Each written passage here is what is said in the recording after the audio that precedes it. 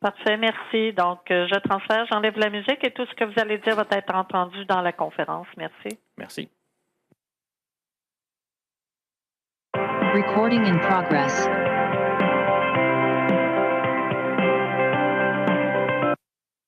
This conference is being recorded. Cette conférence est enregistrée. Good afternoon. We are joined by Ministers Marco Mendicino and Sean Fraser. We'll begin with opening statements and then move to questions via Zoom. Please use the raise hand function on your Zoom control. Thank you. Ministers? Good afternoon, everyone. Bon après-midi, tout le monde. 2 months ago, a young Iranian woman named Mahsa Amini was brutally murdered by the so-called morality police in Iran, who, despite their ironic title, viciously carry out beatings, torture, and killings at the behest of a despotic regime that is synonymous with such atrocities. On the face of it, Mahsa Amini was said to have been killed because she violated Iran's mandatory hijab laws. But it was more nefarious than that. To those that murdered her and to the oppressive theocracy that empowered them, Mahsa and all the hope, promise, and potential that she reflected, that all free women reflect, represent a threat. That is why Mahsa Amini was killed. That is why countless others, over many generations, have been made to suffer. Et alors même que le régime cherche à resserrer son emprise sur le peuple iranien, elles ont déclenché un mouvement. Des femmes de tous âges, mères, grand-mères, filles, sont descendues dans les rues d'Iran. Les jeunes filles protestantes font la grave des cours, car même si l'État se dit pouvoir contrôler leurs programmes scolaires, il ne contrôle pas leur esprit. Ensemble, le peuple iranien fait preuve d'un courage, d'une bravoure et d'une défiance extraordinaire. They are saying to the regime, enough is enough. This is not the life we want for our children and for ourselves. And they are not alone. People are marching around the world, including right here in Canada, in support of Mahsa Amini, in support of the families of the victims of Flight PS752, in support of all of those who believe in a free Iran.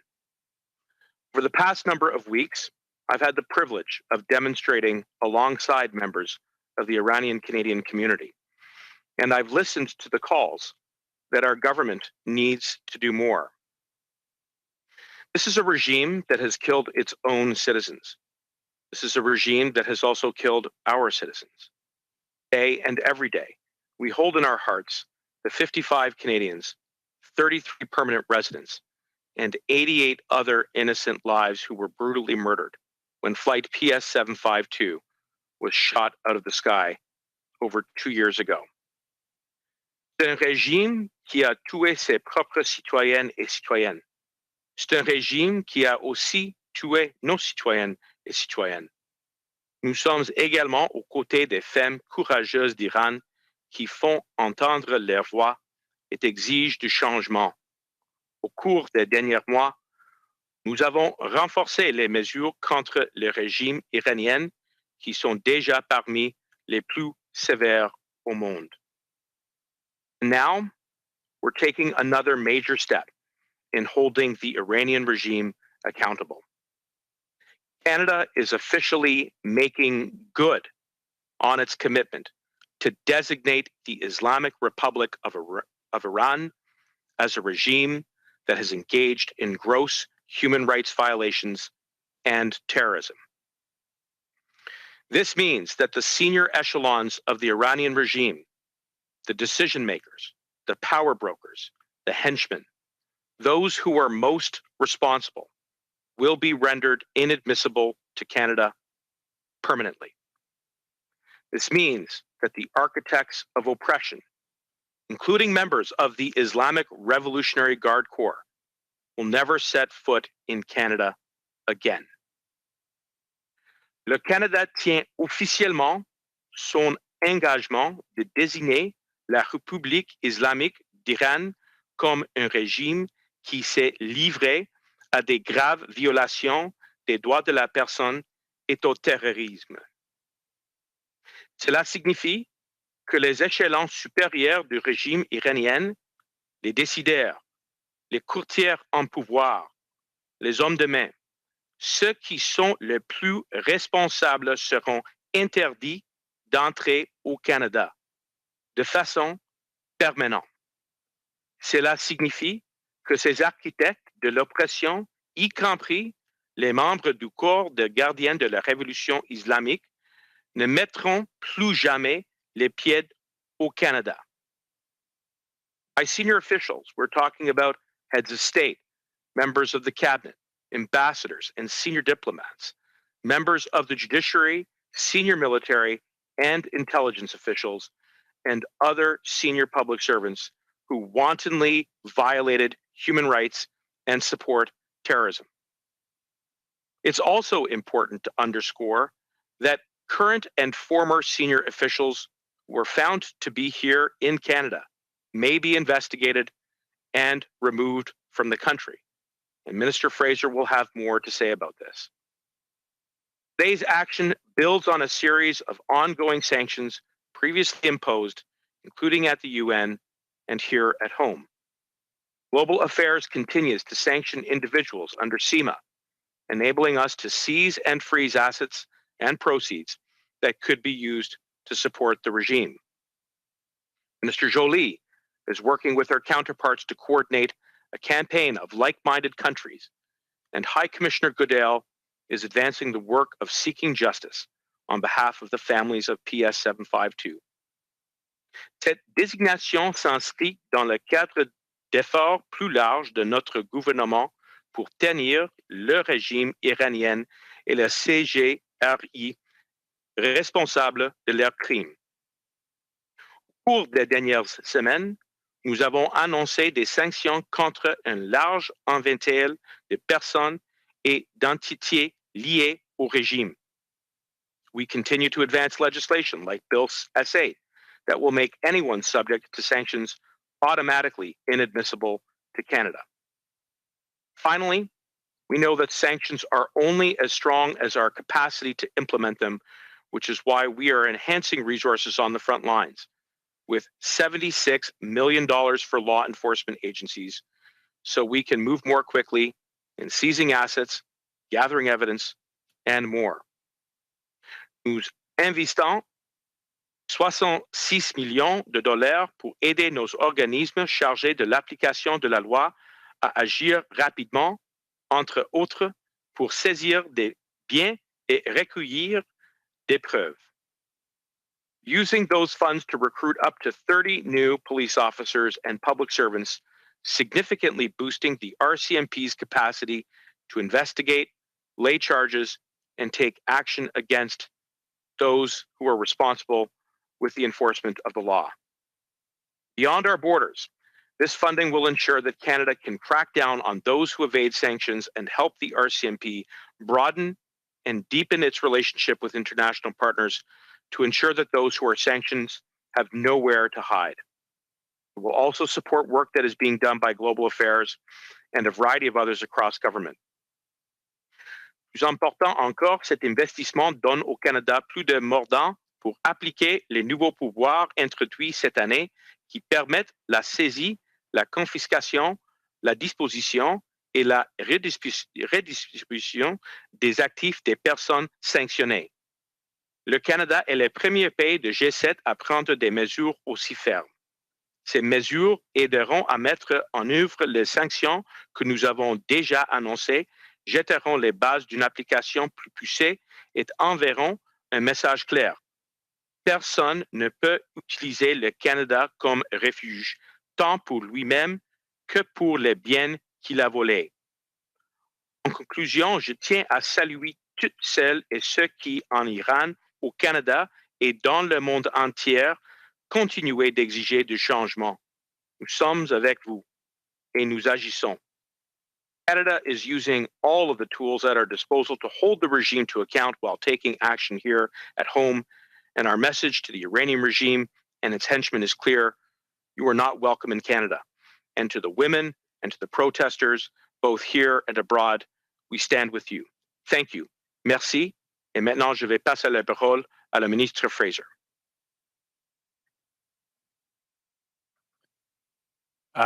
Thank you, Minister Mendicino. Hello, everyone. Bonjour tout le monde. I want to start by reiterating that Canada stands with those who are fighting in defense of women's rights and human rights on the streets of Iran. At protests all over the country and around the world, people are uniting, Canadians are uniting with members of the Iranian community to echo and amplify the voices of those who are standing up in the streets in Iran at great risk to themselves to defend what's right. To defend equality and defend the pursuit of human rights. On se joint aujourd'hui pour appuyer le peuple iranien qui s'est soulevé contre ce régime oppresseur. As Minister of Immigration, Refugees and Citizenship, I'd far prefer to be engaged in exercises about getting more people to Canada to meet our economic and demographic needs, because we're a welcoming country. But let me be absolutely clear. When it is necessary, we will not hesitate to use any and all tools at our disposal to keep bad actors, including those tied to the Iranian regime, out of Canada. The decision to designate Iran as a regime that engages in terrorism and systematic human rights violations recognizes that the leadership of the Iranian regime and the Islamic Revolutionary Guard Corps, or the IRGC, are perpetrators of gross abuses and violence and are not welcome here in Canada. Since the tragic death, the murder of Mahsa Amini, our government's focus has been on developing the most effective tools to mitigate the repressive actions of these criminals and on protecting victims of the regime. I've joined in protest myself and have participated in roundtables with members of the Iranian community. I can tell you their spirits are not broken. They know that they will do what it takes to continue to keep these issues on the radar and in the public narrative. Whenever I join and hear shouts of Zendegi Azadi, you can tell there are emotions behind the words, and the people are going to continue protesting until real change is effected. I've also seen people have the incredible courage to share with me that they believe Canada is a safe place, but still feel repercussions of the regime. I want people to know that they've been hurt, and I want to say with a certainty that if a foreign national or permanent resident currently in Canada was or is a senior official of the regime and are found to be inadmissible, they will be removed from Canada. Il s'agira d'un processus différent des autres dans lesquels le gouvernement s'est engagé. Il ne sera pas parfait, mais nous serons implacables. À l'heure actuelle, les agents d'IRCC parcourent les dossiers afin de collaborer avec l'Agence de services frontaliers du Canada pour identifier et enquêter sur le plus grand nombre de cas possibles. Et ces agents signaleront tout demandeur de visa d'entrée au Canada qui pourrait être inadmissible en raison de cette nouvelle désignation. The Iranian community is a resilient one. Mahsa Amini's death was not the first time that the Iranian regime showed its true colors to the people of Iran or to Iranian Canadians. With the tragic loss of innocent life following the downing of flight PS-752, Minister Mendicino and I each worked on different public policies to facilitate welcoming some of those impacted family members to Canada on a permanent basis. I want to say thank you to members of the Association for Families of Flight PS-752 who have been gracious in the time they've offered to my departmental officials and to me personally to engage in policy development conversations, to share their stories, and to work with us on identifying the best ways to meet their needs at this extremely difficult time in their lives. Le Canada continue de se battre pour obtenir justice pour les victimes des vols PS-752, surtout pour les 138 personnes ayant des liens avec le Canada, y compris des citoyens, des résidents permanents et des étudiants, tués par le corps des gardiens de la révolution islamique. Nous continuons aussi de nous battre pour découvrir la vérité et nous demanderons des comptes aux personnes responsables. The people of Iran do not support a heartless or brutal regime. The ones that I'm speaking to in Canadian communities know that there is more to Iran than the regime presents. They're going to continue to be out in the streets to defend human rights, not only to protect their own interests, but for the future of Iran. In recognition of the work that human rights defenders do and to protect human rights around the world, Our government announced in 2021 a new dedicated refugee stream for human rights defenders, and I look forward to continued collaboration with the Iranian community here in Canada. When it comes to Iranian officials and members of the regime, IRCC is working closely with Canada Border Services Agency, Public Safety, and all departments to ensure that those who have implemented repressive measures, violated human rights, or spread the Iranian regime's propaganda and misinformation cannot use Canada as a refuge or safe haven. Je le répète à chaque occasion, le gouvernement canadien condamne les persécutions et la violence du régime iranien. Comme je l'ai dit plus tôt, nous sommes solidaires des manifestants, en particulier les femmes et les étudiants contre le régime oppressif iranien. I want to say thank you to those who've taken the time to speak with me. Thank you to those who continue to protest in the streets, and will continue to work to ensure that Canada does not become a playground for members of the regime who've committed such atrocities. Thank you. I'm happy to pass it back to the moderator. Thank you very much. We'll move to questions. Please raise your hand if you have one. We will begin with Émilie Bergeron, Presse Canadienne. Oui, bonjour. Ma question est pour Monsieur Mendicino. Ma compréhension est que ça a été implanté comme promis, mais l'entrée en vigueur, est-ce que c'est bien aujourd'hui même ou est-ce que c'est dans quelques heures, demain? Pouvez-vous préciser à quel moment ça entre en vigueur? Merci pour la question, Émilie. Mais tout d'abord, aujourd'hui, l'annonce est une opportunité pour le gouvernement de continuer son campagne contre le régime d'Iran avec une étape très significative. Cette initiative aujourd'hui sous les autorités de ERPA est un exemple de le dévouement de le gouvernement de ramener à la justice tout qui est responsable pour les transgressions de les droits des personnes. Les autorités donnaient la capacité à l'ASFC de rendre inadmissible tous les échelons supérieurs de tout le régime, pas seulement les membres de l'ERGC. Il faut souligner ça. Et finalement, sur la question de l'implémentation, oui, c'est maintenant une politique, une autorité qui est en effet, et on va travailler ensemble avec l'ASFC pour donner tout le conseil à nos agences sur la première ligne. Donc, il peut utiliser cette autorité pour arrêter eux qui sont désignés sous la législation. Et ça, c'est le fait. Donc, c'est en rigueur aujourd'hui et l'implémentation va continuer avec des conseils à nos agences sur la première ligne. OK, merci. Ma deuxième question est pour le ministre Fraser. Sentez-vous libre d'essayer en français, puis de répondre une partie en anglais comme vous vous sentez à l'aise.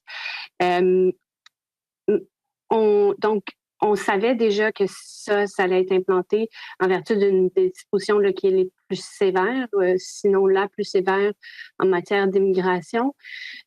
Est-ce que à ce point-ci, ça s'arrête là au niveau de la gravité des sanctions qui peuvent être imposées, ou on contemple encore l'idée de désigner le corps des gardiens de la révolution iranienne comme entité terroriste en vertu du code pénal? Est-ce que c'est encore une avenue qui est envisagée, ou on peut dire à cette étape-ci qu'elle est écartée?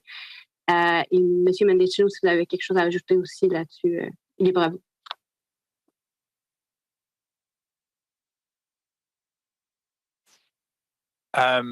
Thank you first for the question, and just to a point of clarity, and I will happily share the floor with Minister Mendicino, and I think Mr. Lametti may have some interest in commenting on that should you have the chance to ask him as well.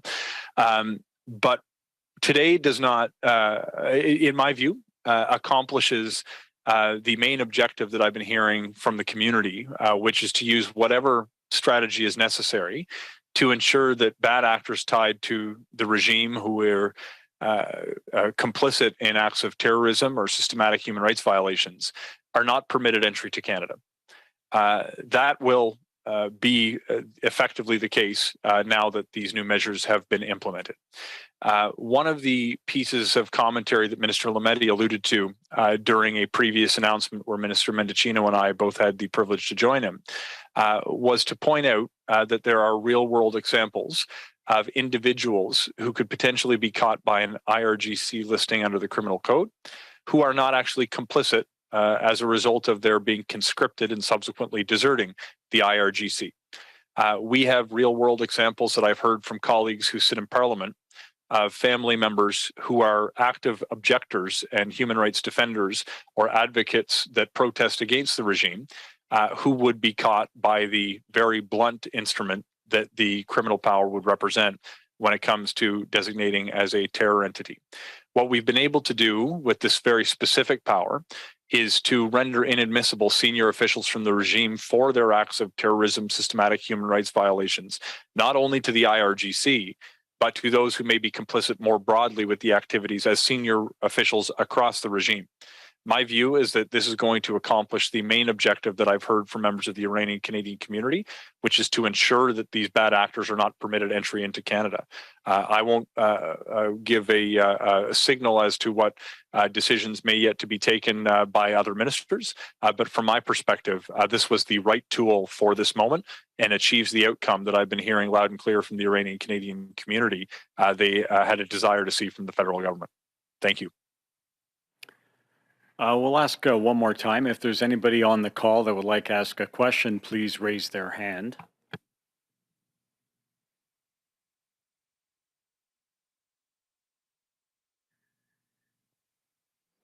Okay, we will move to Nayat Tissouche with the CBC. Hi there, Minister Fraser. I have a question just on a point of clarity. The government was supposed to essentially designate and bar 10,000 members of the IRGC specifically. I'm just wondering if you can clarify what you mean when you say new measures announced. Is this in regards to individuals that the government has already sanctioned? Are they now actively barred from entering Canada? Can you just clarify? Because I'm not necessarily hearing anything particularly new in what you've referenced today.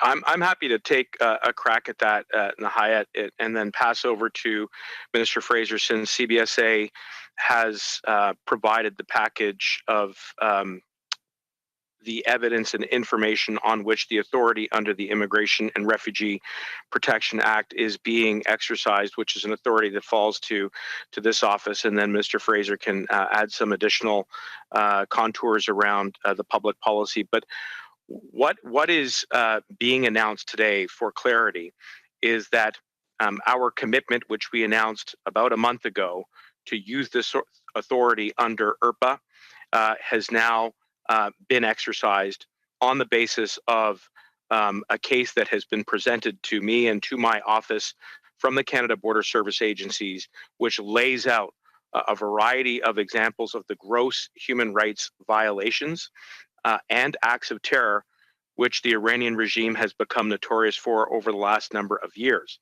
And as a result of that, we are now going to be able to take a look not only at just one branch or organ or tentacle of the Iranian regime, but rather look at the most senior ranks of the Iranian regime and designate by title, and I've offered some of the examples in my introductory remarks, by the title of those senior officials, so that if any were to try to come to Canada, that would then form the basis on which our frontline border service agents are able to render them inadmissible.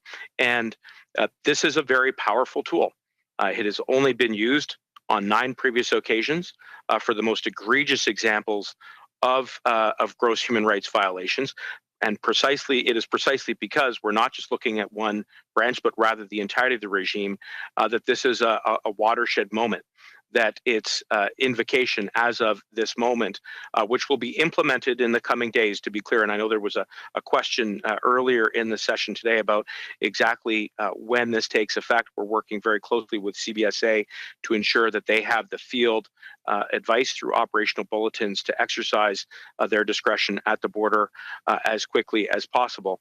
But that's what's new today, is that this is now an authority that is being exercised, again, only a handful of times before, and it will capture many thousands of individuals. When you take a look at the entirety of the size of the Iranian regime, it's going to capture many different individuals who are most responsible, including the IRGC, which is something that the community has rightfully pointed out is perhaps the most notorious branch of the Iranian regime. They too will be caught.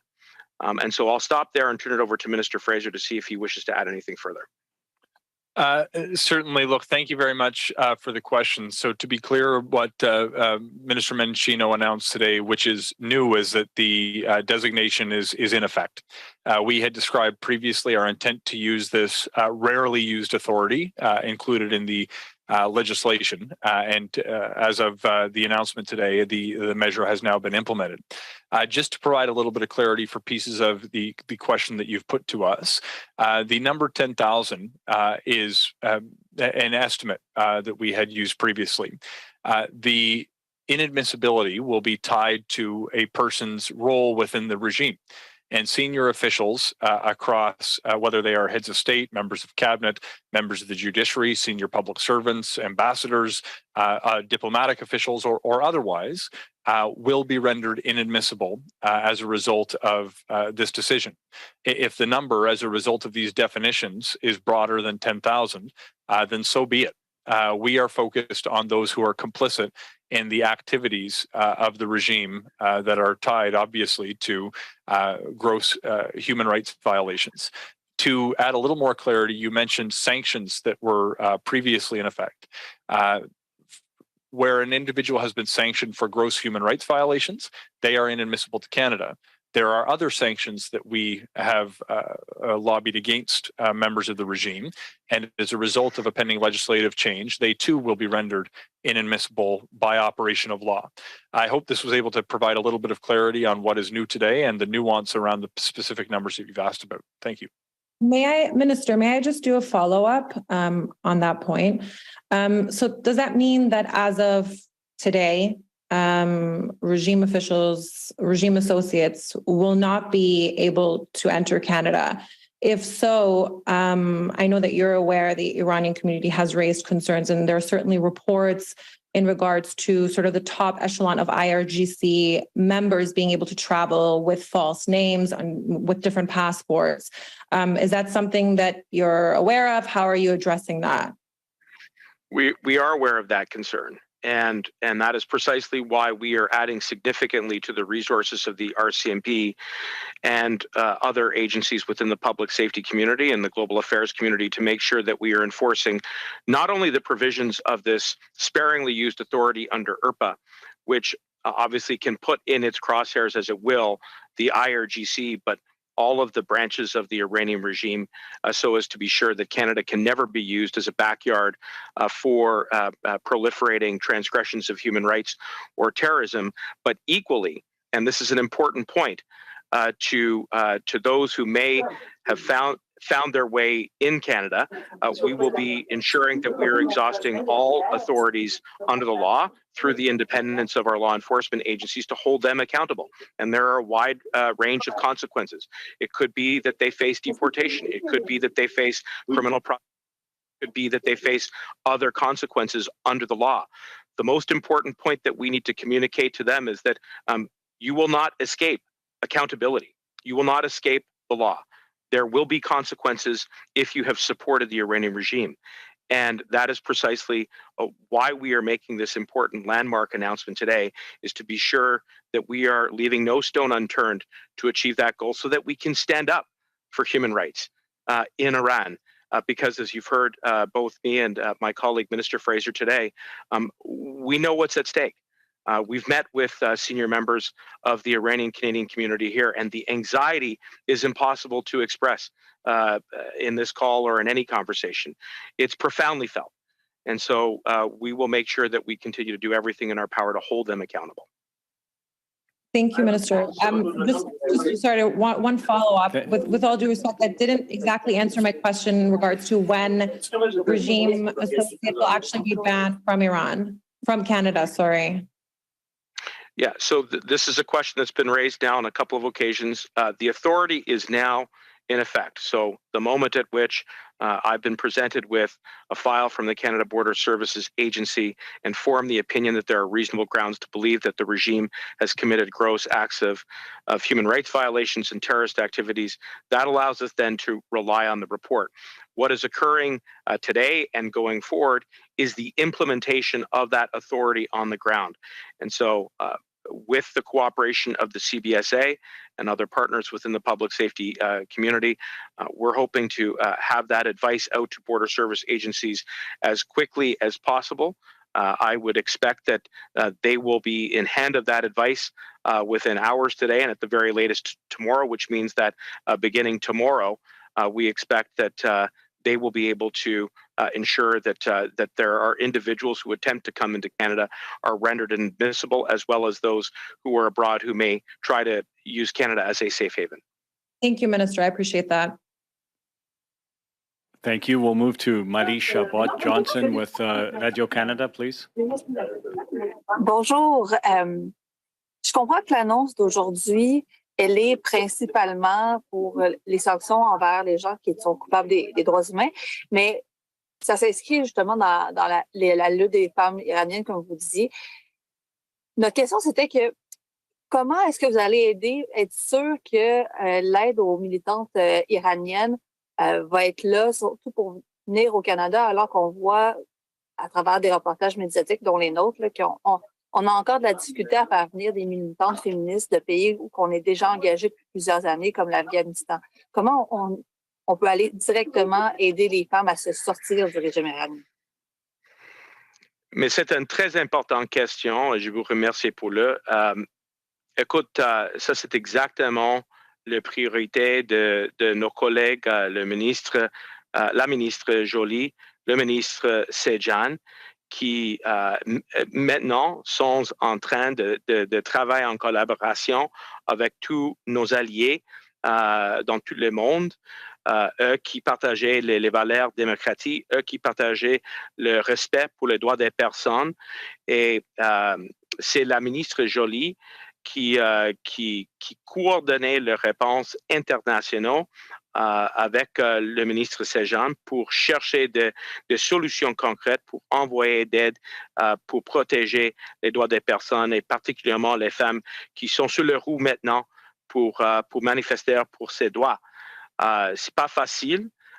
Il y a toujours des complications au cause de la réalité que sur le terrain et au Iran, c'est un régime qui est contre les valeurs de les droits des personnes, qui est là, mais on a des opportunités, j'espère, pour livrer l'aide internationale pour appuyer, pour soutenir la cause de les femmes et les filles, tout qui marchait pour ces droits. Et au même temps, aujourd'hui, on prend une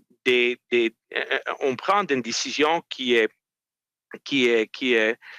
n'est pas utilisée fréquemment avec une autorité sous leur bras pour envoyer un message clair que s'il y a une personne là qui sont un ministre ou un agent de le régime iranien ne peuvent pas arriver au Canada, vont être rendus inadmissibles. C'est une étape très importante. Donc, c'est tous une partie d'une stratégie compréhensive pour défendre des droits des personnes au Iran et même partout le monde. Mais concrètement, comment vous faites pour accélérer ou du moins rendre plus rapide, faciliter le fait de pouvoir accepter les demandes des militantes féministes comme réfugiés au Canada pour les gens qui veulent venir au Canada? Parce qu'on voit qu'au ministère de l'Immigration, il y a encore des difficultés à être dans des délais plus rapides.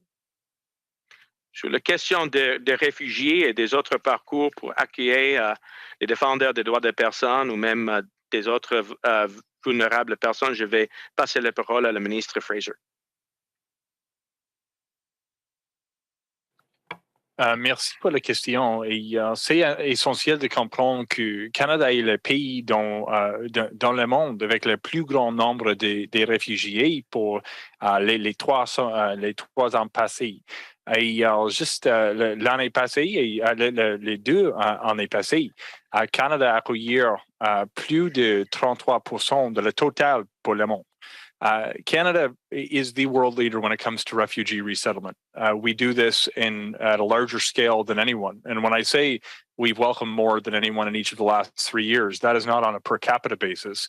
According to the UNHCR, that is the overall number. You've mentioned that there are some difficulties in welcoming people from different parts of the world. It may not be easy, but we're still doing this in larger numbers than just about anywhere with formal refugee resettlement. And I'd point out, since you've mentioned Afghanistan, there's now more than 24,000 Afghan refugees who are living safely in Canada. When I've engaged with the Iranian Canadian community, their priority to date has been to ensure we don't allow bad actors tied to the regime permission to come to Canada. With the implementation that was shared by my colleague, Minister Mendicino, today, we have achieved that outcome. We will still need to work very hard and be diligent on the implementation to ensure that the resources we've allocated to CBSA and to the RCMP can have the desired effect. We do have other resettlement streams. I mentioned during my remarks that last year Canada became the first country in the world to establish a specific refugee resettlement stream for human rights defenders.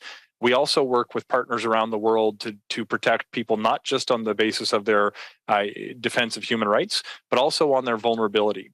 We're going to continue to work with partners in the region to better understand Canada's role to the extent that there may be a migration crisis associated with the events that are unfolding during these protests in Iran. And we're going to continue to take our lead from the community, which to date has told us loud and clear, we need to start by closing the door to bad actors from the regime in terms of their desire to come to Canada. And I'm confident with today's announcement that we've now successfully accomplished that outcome. Thank you, everyone. That concludes today's press conference. Thanks very much. Merci beaucoup. Merci tout le monde.